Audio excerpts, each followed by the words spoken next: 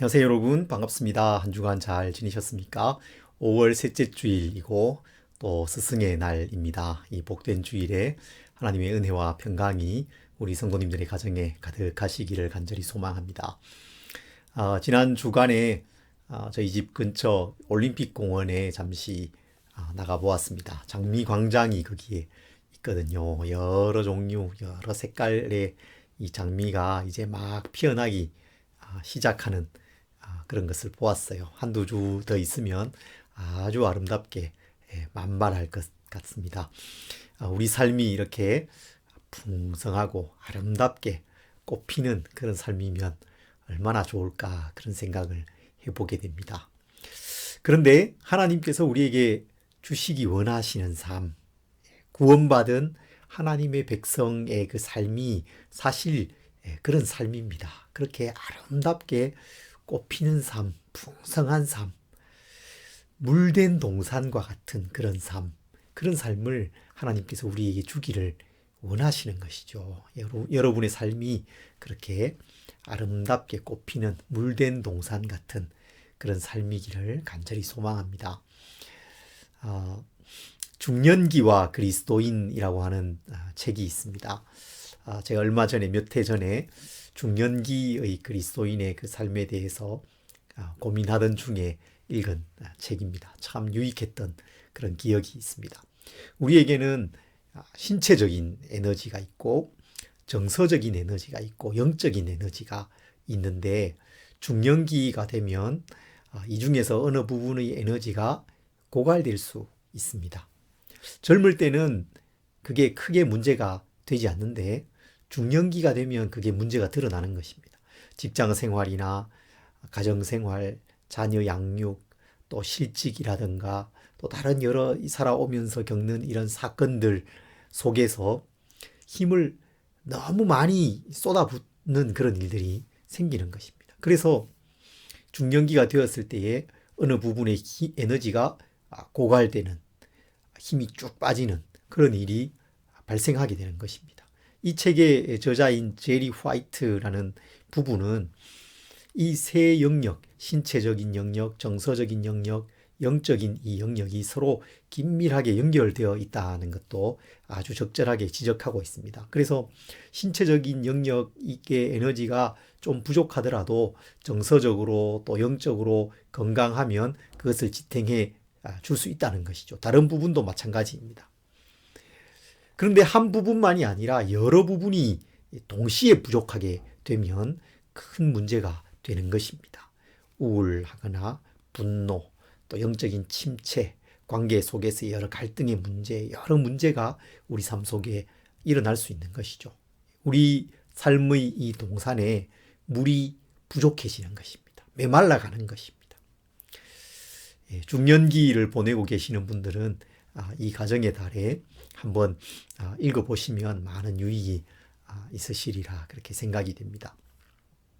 우리는 지금 베드로 사도가 보낸 이 편지를 읽고 있습니다. 베드로 사도는 이 편지의 전반부에서 우리가 놀라운 구원을 얻었다는 사실을 말씀합니다. 그리스도 안에서 살아있는 소망을 가지고 있다라는 것을 말씀해요. 그리고 그 놀라운 구원, 그 놀라운 복음이 우리 삶 속에서 어떻게 풍성한 삶으로 드러나야 하는지를 계속해서 말씀하고 있습니다. 그것은 순종을 통해서 복음의 능력을 드러내는 삶입니다.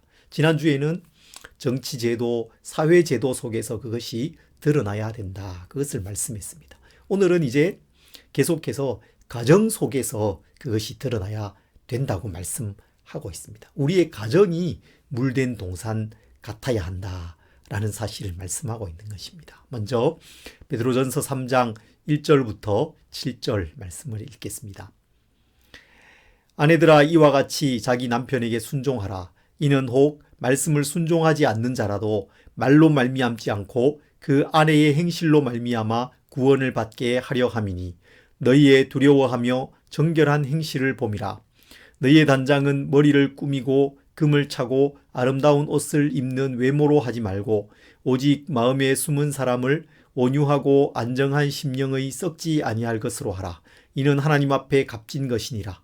전에 하나님께 소망을 두었던 거룩한 부녀들도 이와 같이 자기 남편에게 순종함으로 자기를 단장하였나니 사라가 아브라함을 주라 칭하여 순종한 것 같이 너희는 선을 행하고 아무 두려운 일에도 놀라지 아니하면 그의 딸이 된 것이니라.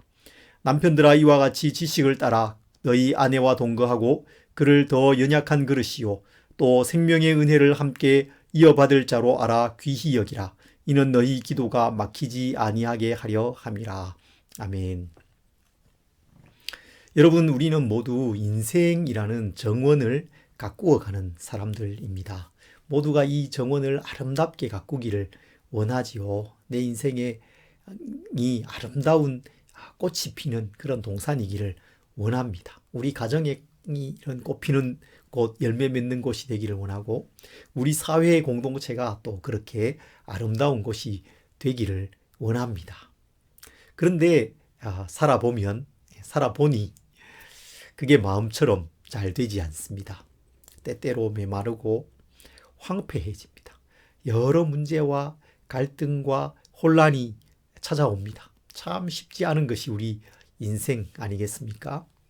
사실 성경은 이미 그 사실을 우리에게 말씀해 주고 있습니다. 우리가 죄의 영향력 아래에 있다는 것을 결코 무시해서는 안 된다고 경고하고 있습니다. 우리는 전적으로 부패한 존재이고 스스로를 깨끗하게 할 수 없고 스스로의 문제를 스스로의 힘으로 해결할 수 없는 사람들이지요. 그래서 우리는 늘 혼란에 빠지는 사람들입니다. 그런 우리 삶에 하나님께서 찾아오셨습니다. 예수님께서 찾아오셨어요. 하나님은 최고의 정원사이시죠. 예수님은 최고의 정원사이십니다. 우리 인생의 정원에 물을 풍성하게 해주십니다. 메마르지 않게 해주십니다. 아름답게 가꾸시고 꽃피게 해주시는 분이십니다. 최고의 정원사이신 하나님을 우리 삶의 주인으로 모시고 우리 인생의 문제를 맡겨드리면 우리 삶이 아름다운 정원이 될 수 있는 것입니다. 오늘 말씀은 여러분 아내와 남편에게 권면하는 말씀입니다. 우리의 가정이 아름답게 꽃피는 가정이 되도록 해야 할 것을 권면하고 있는 것입니다. 그리스도인 아내는 남편에게 순종해야 합니다. 그리스도인 남편은 아내를 귀하게 여겨야 합니다. 가정이라는 가장 기본적이고 중요한 이 제도 안에서 그리스도인들이 어떻게 복음의 가치를 드러내면서 살아가야 되는지 그것을 지금 말씀하고 있는 것입니다. 순종은 가정 안에서도 매우 중요한 가치입니다. 베드로는 이미 그 순종의 중요성에 대해서 말씀한 바 있습니다. 왕에게, 총독에게 순종하라고 말씀했죠. 그들이 심지어 악하고 폭압적인 통치자라 할지라도 그들에게 순종하라고 말씀합니다. 그것을 통해서 복음의 능력과 그 아름다움을 드러낼 수 있기 때문인 것이죠. 종은 상전에게 순종해야 하는데 때로 그들이 까다롭고 어려운 그런 상전이라 할지라도 그들에게 순종하라고 말씀하고 있습니다. 그 베드로 사도가 이제는 가정 안에서도 아내는 남편에게 순종하라 그렇게 말씀하고 있어요. 여러분 이런 교훈이 우리 시대에 뒤떨어지는 것으로 취급받는 것은 정말 안타까운 일입니다. 우리 그리스도인 아내들은 남편을 더 존중하고 또 순종하는 그런 아내들이 되시기를 바랍니다. 이것이 남편이 대단히 훌륭한 사람이어서 그렇게 하라는 것이 아닙니다. 남편이 신앙생활 열심히 하고 성실하게 일하고 그런 사람이어서 그렇게 하라는 것이 아닙니다. 물론 우리 남편들은 좋은 남편이 되기를 힘써야 하겠죠. 그러나 꼭 그렇게 좋은 남편이어서 그렇게 순종하라는 것이 아닙니다. 그렇지 않더라도 아내는 남편에게 순종하라고 그렇게 가르치고 있어요. 오늘 이 말씀은 믿지 않는 남편을 둔 아내를 상정하고 있습니다. 당시에도 교회에는 여성들이 많았던 것 같습니다. 남편은 믿지 않는데 아내가 먼저 믿는 그런 아내들이 많이 있었습니다. 그러면 이 믿지 않는 남편에게 어떻게 해야 할 것인가? 순종하라는 것이죠. 그러면 이 아내는 그 순종을 통해서 남편에게 복음의 능력을 드러낼 수 있습니다. 믿지 않는 이 남편은, 말씀을 순종하지 않는 이 남편은 아내의 그 순종의 모습을 통해서 하나님께로 나아올 수 있고 변화된 삶을 살 수 있게 된다는 것입니다. 복음의 능력이 아내의 순종을 통해서 드러난다는 것입니다. 그리고 나서 베드로 사도는 아내들에게 매우 인상적이고 구체적인 권면을 하고 있습니다. 3절과 4절입니다. 너희의 단장은 머리를 꾸미고 금을 차고 아름다운 옷을 입는 외모로 하지 말고 오직 마음에 숨은 사람을 온유하고 안정한 심령에 썩지 아니할 것으로 하라. 이는 하나님 앞에 값진 것이니라. 아내들은 외모를 꾸미는 데 늘 관심이 많잖아요. 그런데 외모를 꾸미는 것이 중요한 것이 아니라 내면을 가꾸는 것이 더 중요하다고 말씀합니다. 그것을 하나님께서 더 귀하게 여기십니다. 마음에 숨은 사람을 단장하라, 그렇게 말씀하죠. 마음에 숨은 사람이라는 이 표현이, 이 베드로 사도의 이 표현이 아주 절묘하게 느껴집니다. 우리의 속 사람, 이 내면은 숨은 사람입니다. 숨어 있습니다. 잘 보이지 않아요. 금방 눈에 띄지 않습니다. 건강하지 않아도 잘 모를 수 있습니다. 아프거나 병들어도 눈에 잘 띄지 않습니다. 멀쩡한 것 같이 살아가지만 멀쩡하지 않은 것이죠. 우리가 그렇습니다. 제가 그렇습니다. 멀쩡해 보여도 멀쩡하지 않을 때가 많죠. 그런데 그걸 무시하고 살아갈 때가 많습니다. 여러분, 숨어 있기 때문에 잘 안 보인다고 무시하는 거예요. 제가 서두에 소개한 그 책에 신체적인 에너지, 정서적인 에너지, 영적인 에너지, 그 에너지들이 고갈되어 가는데 그 중에서 특별히 정서적인 부분, 영적인 부분, 이런 게 마음에 숨은 사람과 관련되는 것 아니겠습니까? 그런 부분에 문제가 생깁니다. 그런데 그걸 잘 몰라요. 그래서 무시합니다. 그러다가 부족하구나, 뭔가 문제가 있구나, 메말라 가고 있구나 라고 느낄 때에는 이미 많이 늦은 것이죠. 문제가 매우 심각한 상태에 이르렀음을 깨닫게 되는 것입니다. 우리 마음에 숨은 이 사람이 건강해야 합니다. 그것이 눈에 보이는 사람, 이 겉사람보다 더 중요한 것입니다. 외모를 가꾸는 것보다 더 중요한 것입니다. 우리 마음에 숨은 사람을 잘 가꾸어 가시기를 바랍니다. 마음에 숨은 사람이 건강하면 다른 사람을 섬길 수 있습니다. 가정도 건강하게 만들어 갈 수 있습니다. 남편에게 순종할 수 있어요. 아내를 사랑할 수 있습니다. 내가 정서적으로 건강하지 않고 내가 영적으로 건강하지 않으면 다른 사람을 사랑하고 섬길 수 없습니다. 누구를 섬길 수 있겠습니까? 내가 아프면 오히려 다른 사람을 아프게 만듭니다. 다른 사람의 마음을 찌르기 쉽습니다. 내가 그리스도 안에서 건강해야 되는 것입니다. 여러분, 우리가 이 세상에 이렇게 살아가면서 스트레스를 경험할 때가 많지 않습니까? 여러분, 최근에 감당하기 어려운 그런 스트레스를 경험한 적이 있으십니까? 그것을 어떻게 관리하고 또 해소하고 있으십니까? 이게 적절하게 해소되고 관리되지 않고 오래 지속되면 마음에 분노가 생깁니다. 화가 납니다. 또 아니면 우울하거나 침체에 빠질 수 있습니다. 우리 마음에 숨은 사람이 건강하지 않게 되는 것입니다. 지금 스트레스 상황에 놓여 있으시다면 그 스트레스가 어디에서 오는 것인지를 여러분 한번 생각해 보십시오.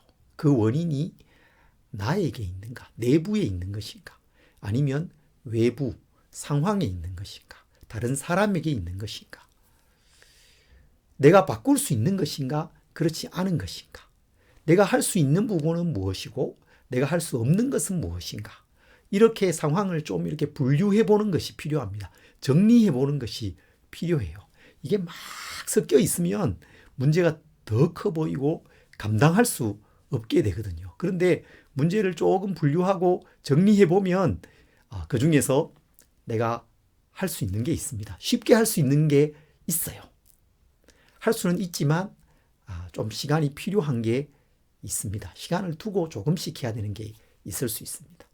또 누군가에게 도움을 요청해야 되는 부분도 있을 수 있습니다. 또 때로는 어쩔 수 없는 일도 있어요. 하나님께 기도로 맡겨야 되는 부분도 있고 그걸 그냥 이렇게 받아들이고 감내해야 되는 부분도 있을 수 있습니다.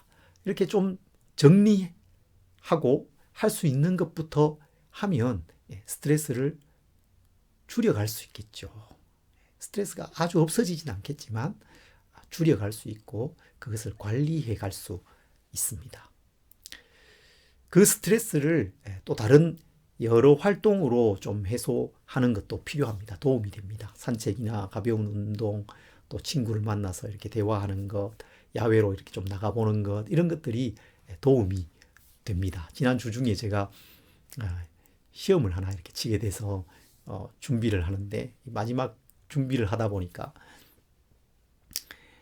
공부도 잘 안 되고 지겹고 스트레스는 쌓이고 그런 상황이었습니다. 그런데 어떻게 이렇게 외부에 멀리 아니지만 조금 전에 말씀드린 그 공원에 산책을 좀 하게 되었어요. 한낮에 햇볕을 좀 쬐면서 봄바람도 맞으면서 꽃도 보고 나무도 보고 이렇게 좀 걷는데 굉장히 마음이 편안해지고 전환이 되는 것을 느낄 수 있었습니다. 이런 적절한 활동을 통해서 스트레스를 좀 가볍게 하는 것, 그런 것도 필요한 것이죠.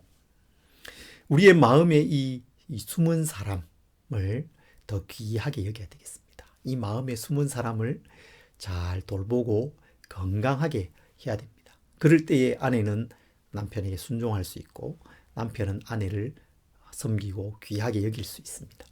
서로 섬기고 도울 수 있습니다. 그리고 복음에 합당한 그 삶을 살아갈 수 있는 것입니다. 내 속 사람이 강건할 때 그렇게 할 수 있는 것입니다. 여러분 마음에 숨어 있는 사람, 여러분의 속 사람이 더욱더 강건하시기를 간절히 소망합니다. 이제 7절로 가면 베드로 사도가 남편에게 권면합니다. 이렇게 말씀하죠. 남편들아, 이와 같이 지식을 따라 너희 아내와 동거하고 그를 더 연약한 그릇이요 또 생명의 은혜를 함께 이어받을 자로 알아 귀히 여기라. 이는 너희 기도가 막히지 아니하게 하려 함이라. 아내에게는 6절에 걸쳐서 길게 권면합니다. 순종하라고 말해요. 그리고 사라가 아브라함을 주라고 부르면서 순종한 것처럼 너희도 그렇게 해라. 이렇게 말씀하거든요. 그런데 베드로 사도가 남편들에게는 단 한 절만 이렇게 말씀하고 있습니다. 읽다 보면 이게 너무 불공평해 보일지도 모르겠습니다. 그런데 이것은 당시 교회의 상황과 연관되어 있는 것으로 보입니다. 여성 그리스도인이 더 많은 상황, 특별히 아내들이 남편의 그 권위적이고 때로 폭압적인 그 남편 아래에서 학대받는 일이 적지 않았던 그 당시의 상황을 보여주는 것입니다. 그래서 아내들에게 더 많은 권면을 베드로 사도가 하고 있는 것이죠. 남편에 대한 권면은 짧지만 그 무게는 사실 조금 더 덜하지 않습니다. 아주 짧고 굵은 굵직한 권면을 하고 있습니다. 남편들은 지식을 가져야 됩니다. 아내에 대한 이해를 가져야 된다는 것을 말하고 있는 것입니다. 베드로는 아내가 있었죠. 그래서 어쩌면 바울보다 베드로 사도가 이 부분에 있어서는 더 깊은 이해를 가지고 더 실제적인 권면을 하고 있는지도 모르겠습니다. 사실 남편은 아내를 잘 모릅니다. 정말 모릅니다. 아내의 마음을 잘 몰라요. 지식을 따라서 아내와 동거하라. 아내를 잘 알고 이해하기 위해서 힘쓰라는 이 말씀은 저에게도 참 아프게 또 깊이 다가오는 그런 말씀입니다. 아내는 연약한 그릇입니다. 모두가 그런 것은 아니지만 평균적으로 봤을 때 아내는 남편보다 신체적으로도 약합니다. 정서적으로 더 민감합니다. 남자들은 뭐 그런 것 가지고 그러냐 이렇게 말하는데 그런 게 그런 일들이 아내에게는 중요한 일인 거죠. 남편은 그냥 넘어갈 수 있는 그 일이 아내들은 그냥 넘어가지지 않는, 마음에 남고 마음을 상하게 하는 그런 일일 때가 참 많지 않습니까? 그래서 더 조심하고 더 소중하게 생각하고 보호하기를 힘써야 되는 것입니다. 제가 사실 이걸 잘 몰랐어요. 참 오랫동안 모르고 살았습니다. 아내를 보호하고 또 이해하고 그렇게 해야 된다는 걸 잘 몰랐어요. 깨닫고 보니 아내는 벌써 몸도 마음도 많이 상해 있는 것을 발견하게 됩니다. 늦었지만 지금이라도 아내를 더 이해하고 소중히 여겨야 되겠다는 그런 생각을 하게 됩니다. 베드로 사도가 남편들에게 아내를 더 깊이 이해하고 소중히 여길 것을 권면한 데는 중요한 이유가 있습니다. 아주 중요한 이유가 있습니다. 그것은 바로 영적인 이유입니다. 이는 너희 기도가 막히지 아니하게 하려 함이라. 오늘 말씀이 이렇게 마무리되고 있습니다. 이는 너희 기도가 막히지 아니하게 하려 함이라. 기도는 우리 영혼의 호흡이라고 말하지 않습니까? 데살로니가전서 5장에 보면 항상 기뻐하라, 쉬지 말고 기도하라, 범사에 감사하라. 이것이 그리스도 예수 안에서 너희를 향하신 하나님의 뜻이니라. 그렇게 말씀하죠. 쉬지 말고 기도하라 라고 말씀합니다. 우리 삶에 쉬지 않고 해야 되는 것이 있다면 그것은 바로 호흡이지 않습니까? 숨 쉬는 것이죠. 그래서 기도를 우리 영혼의 호흡이다 그렇게 말합니다. 그런데 만약 그 기도가 막히면 어떻게 되겠습니까? 숨을 쉬지 않는다면 우리가 얼마나 견딜 수 있겠습니까? 우리 영적인 삶에 정말 중요한 것이 기도입니다. 팀 켈러는 기도만큼 위대한 것은 없다. 하나님 앞에서는 어떤 문제도 하찮은 것이기 때문이다. 그렇게 말한 적이 있습니다. 프레널리 오코너라는 유명한 이 미국의 여류 작가가 있죠. 현명한 피라는 책을 쓴 것으로 유명한 그런 분인데 그가 어느 날 일기에 아무라도 좋으니 기도하는 법을 가르쳐 줄 수는 없나요? 그렇게 썼다고 합니다. 기도하는 법을 나에게 가르쳐 줄 사람이 없을까요? 그렇게 썼다는 것입니다. 기도를 배우는 것은 너무나도 중요한 것입니다. 기도를 훈련하는 것은 다른 어떤 것과도 비교할 수 없는 유익이 있는 것이 있습니다. 기도의 깊이를 더해가면 우리의 삶은 무한한 세계, 무한한 새로운 이 삶의 영역으로 들어가게 됩니다. 기도를 할 수 있다는 것은 무한한 은혜이고 축복입니다. 하나님과 교제하는 것이기 때문입니다. 하나님이 주시는 은혜와 평안이 기도를 통해서 공급되기 때문입니다. 이 세상 속에 고난이나 염려나 스트레스나 어려움이 있지만 기도할 수 있으면 그것이 문제가 되지 않기 때문입니다. 더 깊은 기도 속으로 들어갈 수 있다면 더 깊은 은혜와 평안을 누리고 맛볼 수 있습니다. 하나님의 능력을 공급받을 수 있습니다. 하나님의 인도를 경험할 수 있습니다. 기도는 무한한 유익을 우리에게 주는 것입니다. 우리 모두가 기도를 더 배워갔으면 좋겠습니다. 기도의 깊이를 더해 가시기를 소망합니다. 그러기 위해서 우리의 기도가 막혀서는 안 되는 것입니다. 기도가 항상 열려 있어야 됩니다. 기도의 이 통로, 하나님을 향한 기도의 통로가 늘 열려 있어야 되는 것입니다. 베드로 사도는 부부 관계가 막히면 기도가 막힌다고 말하고 있어요. 남편이 아내를 잘 이해하지 못하고 배려하지 못하고 그래서 그 관계가 막히게 되면 기도가 막힙니다. 기도가 막히면 영적인 숨이 막히는 것입니다. 우리의 영혼이 숨 쉴 수 없고 영적인 힘을 잃게 됩니다. 부부 관계는 우리 삶의 가장 기본적이고 중요한 관계이기 때문에 부부 관계가 막히면 기도도 막히고 영적인 삶도 막히게 됩니다. 하나님께 도우심을 구할 수 없게 되고 은혜를 누릴 수 없게 되고 참된 평안을 누릴 수 없게 되는 것입니다. 기도의 이 통로가 늘 열려 있는 우리 성도님들이 되시기를 간절히 소망합니다. 오늘 이 말씀을 통해서 먼저 우리 가정을 잘 돌아보았으면 좋겠습니다. 부부간에 함께 시간을 보내고 대화하는 시간을 이 가정의 달에 가져보시기 바랍니다. 혹시 마음에 막혀 있는 부분이 있다면 서로 대화하고 또 서로 이해하면서 풀어 가시기 바랍니다. 남편은 아내를 더 깊이 이해하기 위해서 노력해야 됩니다. 아내는 남편을 더 인정하고 순종하기 위해서 힘써야 합니다. 서로 이해하고 사랑하는 관계를 잘 만들어 가시기를 바랍니다. 그런데 오늘 이 말씀은 가정만을 향한 권면이 아니었죠. 남편과 아내를 향한 권면만이 아니었습니다. 그것을 뛰어넘는 더 깊은 부분을 사실 말씀하고 있습니다. 우리 마음의 숨은 사람에 대해서 말씀하고 있어요. 겉으로 보이는 것 너머에 있는 우리의 내면, 우리의 속사람이 더 건강해야 된다고, 우리의 속사람을 더 건강하게 돌보아 가라고 말씀하고 있습니다. 그리고 또 우리의 이 기도의 삶이 더 풍성해야 한다고 말씀하고 있는 것입니다.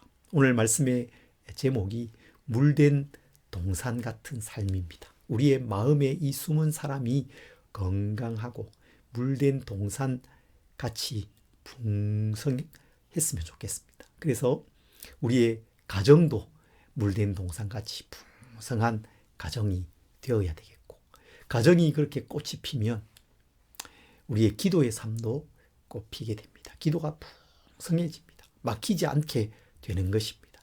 우리의 삶이, 우리의 인생이 그렇게 물된 동산 같은 삶, 하나님께서, 예수 그리스도께서 우리에게 주시기를 원하시는 그런 풍성한 삶으로 가꾸어져 가는 것입니다. 꽃이 만발하는 이 5월에 우리의 삶도 아름다운 꽃으로 피어나기를 소망합니다. 우리의 마음 속에, 우리의 가정에, 우리의 기도의 삶 속에 하나님 주시는 풍성함과 생명력이 넘쳐나는 이 한 주간이 되시기를 간절히 소망합니다.